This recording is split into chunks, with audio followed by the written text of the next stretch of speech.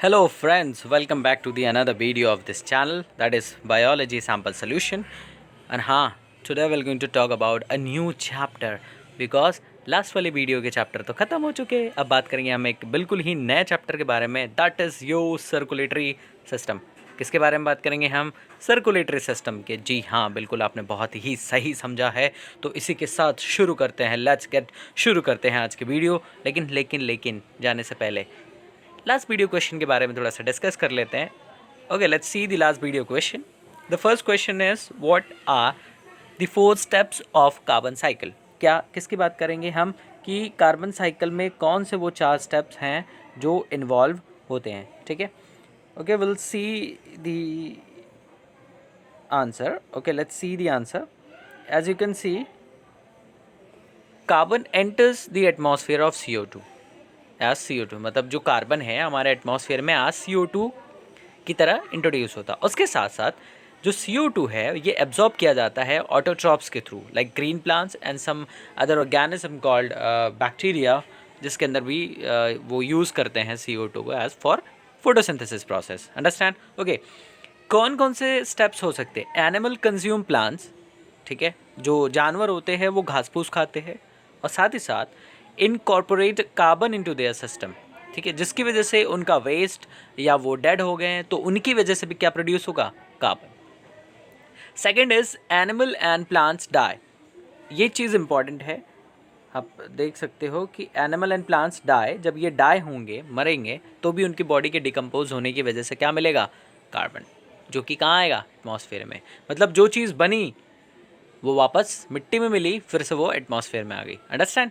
Okay, let's see the second question. The second question is why is the carbon cycle important. अच्छा, साथ ही साथ अगर हम पढ़ रहे हैं व्हाट इज कार्बन साइकिल, तो वी हैव टू अंडरस्टैंड कि इंपॉर्टेंस क्या होती है। लास्ट वीडियो में मैंने इसके बारे में थोड़ा सा बताया, ज़्यादा ही बताया है, लेकिन कभी कभी क्वेश्चन इसके बारे में पूछा जाता है, तो मैंने इस क्वेश्चन को भी पुट अप कर लिया था। Okay, let's see the answer.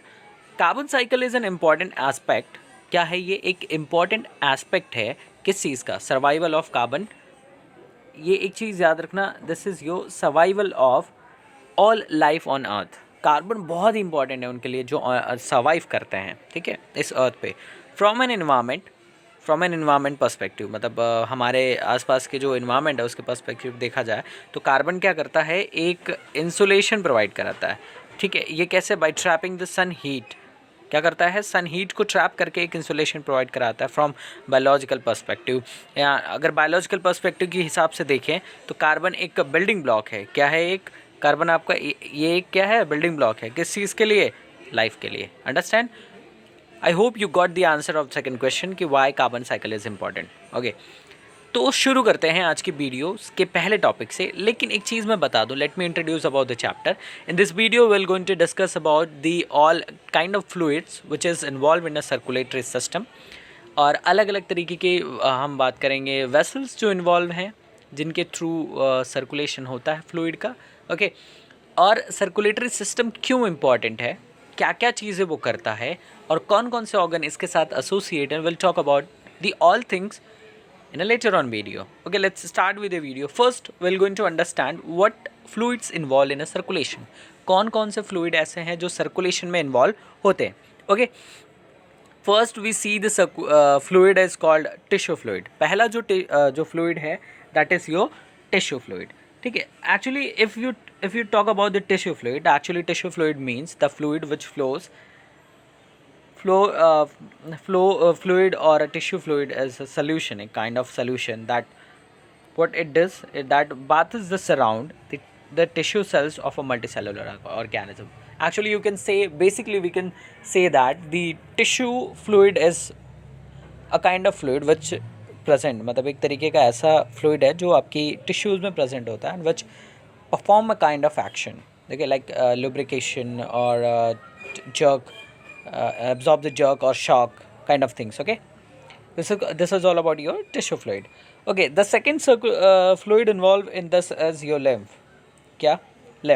lymph basically अगर मैं बात करूँ कि lymph क्या है, तो lymph is a colorless blood, or you can say a colorless, क्या कह सकते हैं हम इसको? Colourless blood. Okay, lymph is a transparent, as I told you कि ये कलरलेस होता है, तो ये कैसा होगा, ट्रांसपेरेंट होगा, ठीक है, आप जैसे कि ये देख सकते हो ट्रांसपेरेंट है, ओके। स्लाइटली येलो होता है, कैसा होगा, साथ ही साथ स्लाइटली येलो होगा। Found with in the lymphatic vessel, जो कि कहाँ मिलता है, लिम्फेटिक वेसल्स में प्रेजेंट होता है। Will see about, will discuss about the all things in a detail. First we have to introduce about the chapter, so let's talk about the lymph, what things it do, okay। lymphatic vessels में ये present होता है and collected from tissue in all part of the body and return to the blood via the lymphatic system। ये पूरी tissues में, body के all tissues में ये जाता है, सर्कुलेट करता है और ये ब्लड के थ्रू लिम्फेटिक सिस्टम में वापस आ जाता है। समझ में आया? पहला क्या हुआ, let's see with the diagram, I will show you कि ये है आपका लिम्फेटिक फ्लूइड, ठीक है, ये जाएगा आपके किस में, टिश्यू में, फिर ये टिश्यू में जाने के बाद ये किस में आ जाएगा, ब्लड में, और ये ब्लड से होते हुए ये कहाँ जाएगा, आपके लिम्फेटिक सिस्टम में। कहाँ आ गया आपके, ये लिम्फेटिक सिस्टम में, मतलब ये रिटर्न हो गया, ये पूरी क्या चली, एक साइकिल, तो this is called your circulation. Got it, understand? Okay, let's see about the next fluid is you actually we're talking about the fluid involved in circulation. There is a kind of circulation was called closed vascular system, क्योंकि जो circulation होता है वो एक closed circulation भी होता है। Like close circulatory system की बात करें तो इसमें जो सर्कुलेशन होता है वो वस्कुलर होता है, वस्कुलर सिस्टम इन्वॉल्व होते हैं, जिसमें have the blood closed at all time.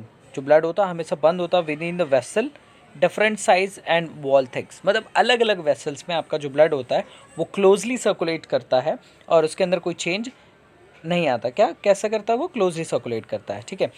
और blood is pumped by a heart through vessels and does not normally fill body cavities, ठीक है। उससे वजह से क्या होता है कि ये ब्लड जो होता है ये आपके क्लोज सर्कुलेटरी सिस्टम में ये पूरी बॉडी में सर्कुलेट तो होता है लेकिन कुछ वेसल्स के थ्रू होता है, जिसकी वजह से मान लो अगर बॉडी में वेसल्स नहीं हो, क्लोज सर्कुलेटरी सिस्टम ना हो, तो क्या होगा कि हार्ट जो है अगर वो ब्लड पंप करता है तो बॉडी की ऑल कैविटीज़ में चला जाएगा, अंडरस्टैंड, फिर वो रिटर्न बैक आपके हार्ट में नहीं हो पाएगा। तो इस वजह से हम जो एनिमल्स होते हैं, लिविंग ऑर्गेनिजम्स, उनके अंदर क्लोज सर्कुलेटरी सिस्टम भी पाया जाता है। Got it? And the next is your open circulatory system. As the name suggests, as you can see, as the name suggests, open, it means that everything is open, okay। Open circulatory system जो होता है ये कुछ circumstances में दिखता है, like कुछ ही organisms like your insect and molluscs, इनके अंदर भी देखने को मिलता है। Insect like you can say cockroach have a open circulatory system, ठीक है, खुला खुला पूरा। इसमें होता क्या है कि pump blood into a haemocoel, ये बहुत इंपॉर्टेंट है, याद रखना कि जो ब्लड पंप होता है वो आपके हीमोसील में पंप होता है with the blood diffusion back to the circulatory system, जो कि ब्लड जो है वो फिर से डिफ्यूज़ हो जाता है, फिर से कहाँ पे, सर्कुलेटरी सिस्टम में, और ये सेल्स के बीच में होता है, बिटवीन द सेल्स, अंडरस्टैंड, ये this happen between the cells also. But blood is pumped by a heart into the body cavities. इसमें ओपन सर्कुलेटरी सिस्टम में एज आई टोल्ड यू कि एकदम ओपन होता है, तो इसमें जो ब्लड जो होता है वो हार्ट पम्प करेगा तो ये बॉडी की ऑल कैविटीज़ में चारों तरफ चला जाएगा, ओके। और उसके आसपास जो टिश्यू होंगे उसमें भी जाएगा, क्योंकि टिश्यू को भी ज़रूरत है, किसको ज़रूरत है, टिश्यू को भी ना। Got it? Okay, let's move to the another. यहाँ पे बात करेंगे blood, the main thing, the whole main thing we going to talk about is your blood. क्यों? क्योंकि सर्कुलेटरी सिस्टम में बेसिकली ब्लड ही एक मेन ऐसा कंपोनेंट है which help a body to get oxygen, ठीक है। यही चीज़ इंपॉर्टेंट रखना कि जो ब्लड है इसी से हमें क्या मिलेगा, ऑक्सीजन। क्या मिलेगा, oxygen, understand. Okay, talk about the blood. Actually if अगर हम ब्लड की बात करें तो ब्लड एक टिश्यू है, कैसा, फ्लूइड कनेक्टिव टिश्यू। कभी कभी एक क्वेश्चन आता है कि name a type of tissue which is in a fluid state. Connective tissue का एक नाम लिखिए जो फ्लूइड स्टेट में है, that is your blood, understand. और साथ साथ उसमें क्या क्या होता है, अगर हम ब्लड की बात करें तो blood consist plasma, blood cells and platelets, ये सारी चीज़ें क्या होती है उसमें अंदर प्रेजेंट होती हैं। अब और इसके साथ साथ ये सर्कुलेट करता है थ्रू आउट आवर बॉडी, क्या करता है, पूरी बॉडी में सर्कुलेट करता है, और उसके साथ साथ क्या डिलीवरी करता है, your oxygen, just like your milk delivery man, ठीक है। वो एक घर से कलेक्ट करता है, लाइक अगर हम इस चीज़ की बात करें, कंपेयर करें फॉर एन एग्जांपल, जो मिल्कमैन होता है वो दूध कलेक्ट करता है कहाँ पे? तबेले में। तो अज्यूम तबेला is a kind of heart and your milkman is a kind of vessels. तो वो क्या करते हैं कि घर घर जाके सप्लाई करते हैं, and the houses are like your organ.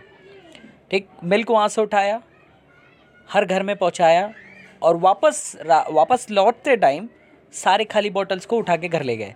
ठीक है, सेम चीज़ हमारे बॉडी के सर्कुलेटरी सिस्टम में भी होता है। I will discuss more about this thing in a video.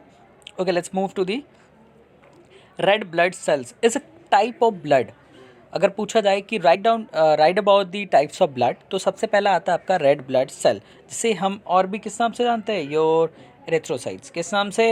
Erythrocytes के नाम से जानते हैं। ठीक है, अंडरस्टैंड, ये याद रखना नाम, और कुछ नहीं। Okay, let's see the RBC are a biconcave. अगर हम आरबीसी की बात करें तो इसमें कुछ ही चीज़ें मैं बताऊंगा, वो चीज़ याद रखना, दैट इज़ मोस्ट इम्पॉर्टेंट। अगर इफ़ यू अंडरस्टैंड और remember that is good for you. जो आरबीसी है उसका शेप होता कैसा है? Biconcave. I will show you the diagram, you can just come to understand कि how the biconcave look likes. Okay, and without nucleus in humans, यही एक ऐसा सेल है जिसके अंदर क्या नहीं है? न्यूक्लियस। ठीक है, ये एक ऐसा सेल है जिसके अंदर क्या नहीं है? न्यूक्लियस। दी आरबीसीज आर इन्यूक्लिएटेड, इसके अंदर न्यूक्लियस नहीं होता है। और इसको साथ साथ हम क्या कहते हैं? Erythrocytes, as I told you the in heading. RBC, जो आरबीसी है, रेड ब्लड सेल्स जो हैं, या कापा सेल्स भी कभी कभी कहा जाता है, कंटेन आयरन रिच प्रोटीन। इसके अंदर ऐसा प्रोटीन होता है जो रिच किस में होता है? Iron rich, iron. अब ये मत कहना कि ब्लड के पास मैग्नेट लेके जाओ तो आयरन निकल जाएगा। I am sure this is not a good joke. Okay, let's talk about the next. Okay, और उस जो आयरन रिच प्रोटीन होता है ना, तो उसे हम क्या कहते हैं? हीमोग्लोबिन। अंडरस्टैंड, जो आयरन रिच प्रोटीन होता है आपके ब्लड में, that is called haemoglobin. Got it? और ये क्या करता है? ये जो हीमोग्लोबिन है, that gives a colour to the RBC. RBC को कौन कलर दे रहा है? हीमोग्लोबिन। हीमोग्लोबिन क्या है? एक आयरन रिच प्रोटीन है। Got it? अंडरस्टैंड? समझ में आया? Hope you understand. उसके साथ साथ जो आरबीसी होते हैं, ये मोस्ट कॉपियस ब्लड सेल्स होते हैं जो कि आपके बोन मैरो में। हाँ, ये क्वेश्चन ज़रूर आपको आता है कि ब्लड कहाँ प्रोड्यूस होते हैं। All kind of blood are produced in your bone marrow. Understand? ठीक है, ब्लड जो होता है वो बोन मैरो में ही प्रोड्यूस होता है। The main function is to transport oxygen from and to various tissue organ. ठीक है, क्या करना होता है? वेरियस टिश्यू ऑर्गन की तरफ सप्लाई करना होता है, किसका? ऑक्सीजन का। Hope you got it. Let's see the diagram. Okay, this is the diagram where you can see the what is actually a biconcave. जब आप देख सकते हो, have you ever eaten a alpalive? अगर alpalive खाया तो आपको समझ में आएगा। This crew make them a biconcave. ठीक है, this is your blood called the blood mesophyll or plasma, or you can say that as a cell have, this is your outer structure of your RBC. The actual RBCs looks like these. अच्छा, Chocos जिसने खाया होगा उसे पता होगा। ठीक है, बस चोकोस का कलर कर दो रेड। देखिए, got it? Understand? Okay, let's talk about the another. Okay, let's see the will talk about the type of bloods as I told you. तो पहला, as I told you earlier, पहला तो हमने बात कर लिया आरबीसी, लेकिन in this first will discuss about the white blood cells, which is important. Why the white blood cells is important? Let's see, and what is actually a white blood cell. Today in this video we'll talk about the white blood cells in detail, just because this is important for your academics or exam also. Okay, white blood cell को हम leukocytes भी कहते हैं। ठीक है, leukocytes भी कहते हैं, इसका नाम है ल्यूकोसाइट्स। याद रखना, आरबीसी को कहते हैं erythrocytes, whereas WBC is called leucocyte. Good, got it. और हाँ, उससे पहले अगर आप इस वीडियो में नए हो और इस चैनल पर नए हो तो सब्सक्राइब करना ना भूलें, साथ ही साथ बेल आइकन को प्रेस कर दें ताकि जब भी मैं वीडियो अपलोड करूँ तो क्या नोटिफिकेशन आप तक पहुँच जाए। और हाँ, लाइक शेयर कमेंट करना ना भूलें ताकि मुझे पता तो चले आप मेरी वीडियो देखते हैं। Okay, let's talk about the white blood cells. Actually leucocytes are colourless blood. ये भी एक ऐसा ब्लड है जो कैसा है आपका? कलरलेस। कैसा है आपका? कलरलेस ब्लड है। ठीक है, ये चीज़ याद रखना, कलरलेस होता है। They are colourless because it is devoid of haemoglobin. मतलब कि इसमें वो पिगमेंट नहीं है जो आरबीसी में था, दैट इज़ योर हीमोग्लोबिन। कौन सा पिगमेंट नहीं था आपका? हीमोग्लोबिन। साथ ही साथ आप लिख सकते हो HB, ये इसमें नहीं था। ठीक है, इस वजह से ये ब्लड कलरलेस है। They are further classified as granulocyte. हाँ, वाइट ब्लड सेल को दो पार्ट में डिवाइड किया जाता है, दैट इज़ योर ग्रैनुलोसाइट। एक ग्रैनुलोसाइट दो पार्ट हैं जो कि आपकी इम्यूनिटी डिफेंस मैकेनिज्म में कंट्रीब्यूशन करते हैं, मतलब हेल्प करते हैं हमारी इम्यूनिटी को बूस्ट करने में, या इम्यूनिटी सिक्योरिटी मैकेनिज्म में हेल्प करते हैं। Will see all the things in a next. Okay, the type of blood cells are 5 different type of white blood cells are classified mainly based on the granules. As I told you, जैसे मैंने बताया कि white blood cells को दो भागों में divide किया जाता है, ठीक है। अब देख सकते हो दो पार्ट में, एक मैंने बताया ग्रैनुलोसाइट, दूसरा ए ग्रैनुलोसाइट्स, ठीक है। तो हम पहले बात करेंगे ग्रैनुलोसाइट्स के बारे में, ठीक है। तो अकॉर्डिंग टू द ग्रैनुलोसाइट्स, अगर हम ग्रैनुलोसाइट्स के बारे में बात करें तो उसको लेके आपका जो ब्लड है वो 5 डिफरेंट टाइप्स में डिवाइडेड है। क्या है? 5 डिफरेंट टाइप्स में डिवाइडेड है, ठीक है, 5 डिफरेंट टाइप्स में। Will see the first is your granulocytes, okay, and the second is your A granulocyte. ये तो आपके WBC के टाइप हो गए, लेकिन अगर हम सिर्फ और सिर्फ ग्रैन्यूल के बेसिस की बात करें तो ये इसके कितने टाइप हैं? 5। Okay, let's talk about the all the things here. As you can see the all the white blood cells type. Here is monocytes, eosinophil, basophil, lymphocytes and neutrophil. These all are a kind of white blood cells like WBC. Okay, let's discuss about the whole thing. First we're going to talk about the granulocytes. और granulocytes की अगर बात करें तो इनके अंदर जो granules present होते हैं, on the basis of presence of granules, their cytoplasm, in their cytoplasm, the granulated cells include eosinophil, basophil and neutrophil. अगर ग्रैनुल्स हैं उसके अंदर साइटोप्लाज्म में ब्लड सेल्स के, तो वो 3 तरीके का हो सकता है, eosinophil, basophil and neutrophil. Today we will going to talk about these only, and the next video will talk about the agranulocyte. Got it? हम अगले वीडियो में बात करेंगे ए ग्रैनुलोसाइट्स के बारे में, लेकिन इस वीडियो में हम बात करेंगे ग्रैनुलोसाइट्स के तीनों टाइप के बारे में, that is your eosinophil, basophil and neutrophils. Got it? Hope you understand. मुझे लगता है आपको समझ में आ रहा होगा, क्योंकि आपका ज़्यादा ध्यान IPL की तरफ है, तो मैं चाहूँगा थोड़ा ध्यान इधर भी लगा दें। क्या? थोड़ा ध्यान आप इधर भी लगा दें। Okay, let's start. Will talk about the eosinophil. किसके बारे में बात करेंगे? Will talk about the eosinophil. Okay, you can pronunciate it like eosinophil, लेकिन मेरी तरह मत बोलना eosinophil. Your teacher will going to slap you, understand? Okay, let's start. What is eosinophil? ठीक है, हम छोटे छोटे से टॉप पॉइंट्स लेके बात करेंगे, जो चीज़ इंपॉर्टेंट है उसी की चीज़ के बारे में बात करेंगे। They are the cells of leucocyte. Leucocyte क्यों कहा? क्योंकि WBC के टाइप हैं, इस वजह से ये उनके cells which are present in the immune system, जो कहाँ प्रेजेंट होते हैं? हमारे इम्यून सिस्टम में, ठीक है। उसके साथ साथ these cells are responsible for combating infection. ये किसके लिए रिस्पॉन्सिबल है? कि ये इन्फेक्शन से कॉम्बैट कर सकें, ठीक है। They can fight with the infection, as I told you earlier, ठीक है। इम्यून सिस्टम में इन्वॉल्व होते हैं, इस वजह से ये क्या करते हैं? कॉम्बैट करते हैं infections like parasites, vertebrates and controlling mechanism associated with the allergy and asthma. Got it? समझना? ये एलर्जी और अस्थमा के मैकेनिज्म में भी इन्वॉल्व होते हैं इओसिनोफिल, ताकि सारी प्रॉब्लम्स की जड़ को ख़त्म कर सके। ओके, अगला है जो इओसिनोफिल सेल्स होते हैं यार, जो होते हैं इनके अंदर स्मॉल ग्रैनुलोसाइट्स होते हैं which is produced in bone marrow. जो कि इओसिनोफिल कहाँ प्रोड्यूस हुआ? आपके यहाँ बोन मैरो में, ठीक है। अच्छा, बोन मैरो होता क्या है? जितने भी लॉन्ग बोन्स होते हैं, as I about the diagram, ठीक है, ये हो गया आपका बोन। इसके बीच में जो कैविटी होती है ना, ये all cavity is filled with kind of cells that is reddish in colour. तो यहीं पे क्या होता है? आपके RBCs जो होते हैं वो प्रोड्यूस होते हैं। कहाँ पे? इसके अंदर, बोन मैरो के अंदर। अंडरस्टैंड? तो ये सारे के सारे क्या होते हैं? इओसिनोफिल्स जो होते हैं ये हमारी पूरी बोन मैरो में about 2 to 3% of whole WBC, मतलब पूरे WBC का 2 से 3 ही % ये होते हैं, ठीक है। और उसके साथ साथ अगर बात करें तो ये हाई कंसंट्रेशन आपके डाइजेस्टिव ट्रैक्ट में होता है, क्योंकि most of the infection came from what you are eating. हम जो खा रहे हैं उसी से आता है ना? हम जो खा रहे हैं उससे क्या आता है? बहुत ज़्यादा इन्फेक्शन आता है। Okay, hope you understand. Let's see the diagram of your eosinophil. As you can see the diagram of eosinophil. देखो, ये जो छोटे छोटे दिख रहा है ना, ये दीज ऑल आर ग्रैन्यूल्स। क्या? These all are granules. Okay, ये दोनों न्यूक्लियस हैं। As I told you, RBC के अंदर न्यूक्लियस नहीं होता, that is your enucleated cell, but WBC में न्यूक्लियस होता है, जस्ट बिकॉज इज इन्वॉल्व, ये इन्वॉल्व होता है किसमें, आपके इम्यून सिस्टम के मैकेनिज्म सिस्टम में। Okay okay, let's talk about the another blood cells, that is your basophil. अब बेसोफिल के बारे में बात करेंगे, इसके नाम से पता था, baso and phil. Okay, they are the least common, मतलब बहुत ही कम देखने को मिलते हैं ग्रैनुलस इसके अंदर, जो मतलब ये आपके ब्लड सेल है, ये वाला बेसोफिल बहुत ही कम देखने को मिलता है। और इसका जो परसेंटेज है दैट इज़ योर 0.5 to 1%, क्या 0.5 to 1% ऑल पूरी क्या डब्ल्यूबीसी का।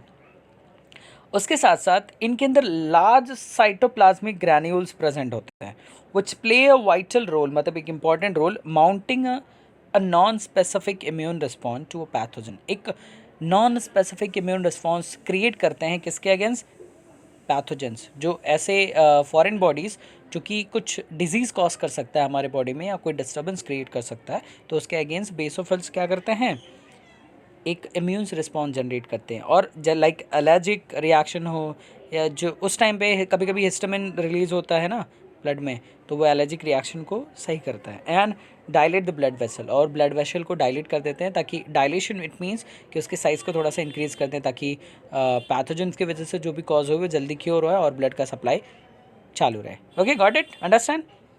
ओके, नेक्स्ट जो अगला पॉइंट है वो क्या कह रहा है, these white blood cells have the ability to stain, have the ability to, किसकी एबिलिटी होती है आपके इसके अंदर, किसके अंदर, बेसोफिल के अंदर, देखो स्टेन करने की एबिलिटी होती है when expose to a basic dye. अगर किसी भी नॉर्मल कलर को हम एक्सपोज करते हैं तो ये कलर अपना इन्हांस कर लेती है, मतलब कलर ले लेती है, हेंस इसी वजह से इसको क्या कहते हैं, basophil. Got it.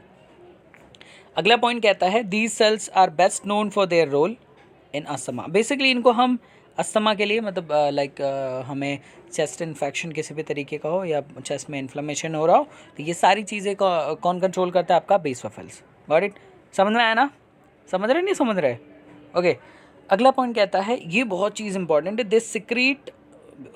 They secrete serotonin, histamine and heparin.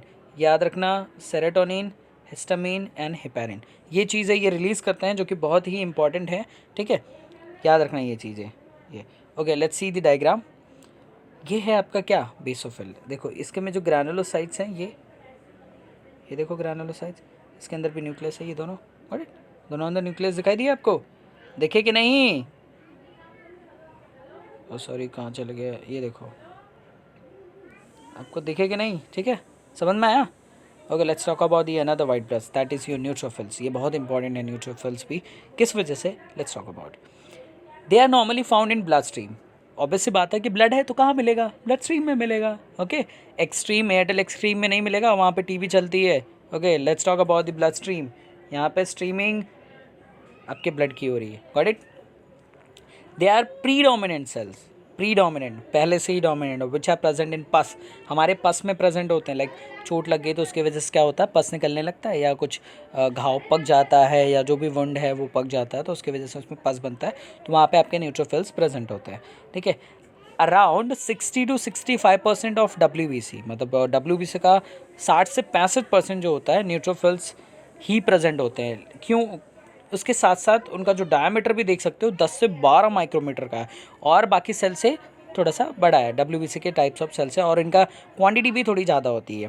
Okay, अगला पॉइंट इसमें कहता है कि the nucleus is 2 to 5 lobed, मतलब 2 से 5 उसमें लोब्ड होते हैं। लाइक लोब कैसा, मान लो कि ये एक न्यूक्लियस है, ठीक है, understand, this is a kind of nucleus, उसमें 1 लोब निकला, 2 लोब निकला, 3 लोब निकला, 4 लोब निकला, ठीक है, इससे से लोब लाइक स्ट्रक्चर निकला रहेगा। ओके, अच्छा ये डायग्राम मैंने बनाया, डोंट गेट कन्फ्यूज्ड, अंडरस्टैंड, समझने के लिए बनाया था, ठीक है। हैज़ वेरी फाइन ग्रैन्यूल्स, तो बहुत ही पतले ग्रैन्यूल्स होते हैं, बहुत ही fine granules. I will show you the diagram of also. Okay, इसके साथ साथ जो न्यूट्रोफिल्स होते हैं ना, वो क्या करते हैं कि ये हेल्प करते हैं destruction of bacteria. Basically as I told you, जैसा कि मैंने बताया कि 60 से 65% ये उसके अंदर प्रेजेंट होते हैं। कितने, 60 से 65, जी हाँ बिल्कुल, 60 से 65% उसके अंदर प्रेजेंट होते हैं। और साथ ही साथ होता है क्या, लाइसोसोम्स। लाइसोसोम्स को क्या कहते हैं, सुसाइडल बैग, सुसाइड करने वाला bag. And it act as a strong oxidant, oxidant हर किसी को पता है कि ये टॉक्सिक मटेरियल्स को रिमूव करने का काम करता है, ठीक है, समझ गए। तो ये मेन फंक्शन है इसके। और ये एक ऐसा सेल है जो आपके इम्यून सिस्टम में फर्स्ट सेल है। इम्यून सिस्टम का पहला सेल पूछा जाए तो दैट इज़ योर न्यूट्रोफिल्स, जो कि इन्वेडर को such as bacteria and viruses को क्या करता है, रिस्पॉन्ड करता है। जैसे ही घुसते हैं वैसे ही सबसे पहले कौन लड़ने पहुंच जाता है, न्यूट्रोफिल्स। तो कह सकते हो आर्मी कौन है, neutrophils. Got it, okay. The life span अगर WBC की बात करें तो ये 8 घंटे के लिए होती हैं, हमेशा मतलब ज़्यादा देर नहीं रहती हैं। और ये हर डे अपने आपके बोन मैरो में क्या होती है, क्रिएट होती रहती है। हर डे आपके बोन मैरो में ये बनती रहती हैं। समझ में आया neutrophils? Let's see the diagram. देखो मैंने कहा था कि ये अलग अलग लोब शेप के हो सकते हैं। तो पहला लोब ये दिखा, दूसरा लोब्स ये दिखा, तीसरा ये, 2 से 5 लोब्स हो सकते हैं इसके अंदर। उसके साथ as you can see granules also, यहाँ पे आपको ग्रैन्यूल्स देखने को मिल सकता है। तो ये देखो ये ग्रैन्यूल, छोटे छोटे ग्रैन्यूल्स प्रेजेंट है इसके साइटोप्लाज्म में। समझ में आ गया डायग्राम ना, समझ गया कि नहीं? Okay, let's talk about this is all about the today's video and we'll going to see the question of this video। और आज के लिए इतना ही, क्योंकि अगर ज़्यादा मैं लेके आऊँगा, ज़्यादा बड़ी वीडियो बनाऊँगा तो थोड़ा आपको अटपटा सा लगेगा और मन नहीं करेगा। लेकिन बोरिंग ना करते हुए let's talk about the question. The first question is state the type of blood sales. अभी मैंने बता चुका हूँ तो इसलिए वही क्वेश्चन के आंसर को बताना है। ह्यूमन ब्लड में कौन कौन से टाइप ऑफ ब्लड सेल्स होते हैं, ठीक है। दूसरा क्वेश्चन है व्हाट आर ग्रैनुलोसाइट्स। ये मैंने भी बताया, अभी भी बताया, तो होप सो आपको याद रहेगा कि मैंने जो क्वेश्चन चीज़ें बताई हैं। और हाँ, साथ ही साथ क्वेश्चन के आंसर ज़रूर कमेंट करें ताकि मुझे पता चले कि आपने जो क्वेश्चन किए वो आपको आते हैं और आपने जो पढ़ा है वो चीज़ याद है। ओके, नहीं आता है फिर से वीडियो देखो, बार बार देखो, जब तक नहीं समझ में आए तब तक देखते रहो। ओके, ध्यान आपका, मेहनत मेरी, और काम आपका और मेरा भी काम, ठीक है। होप आपको ये वीडियो अच्छी लगी हो। और साथ ही साथ अलविदा दोस्तों, मिलते हो अगले वीडियो में। और हाँ, अपना ख्याल रखना, सतर्क रहो, बाहर ना निकलो ज़्यादा, और हैंड सैनिटाइज ज़रूर करते रहो। साथ ही साथ thank you for watching. Don't forget to wear a mask जब आप बाहर जा रहे हो तो। Bye bye.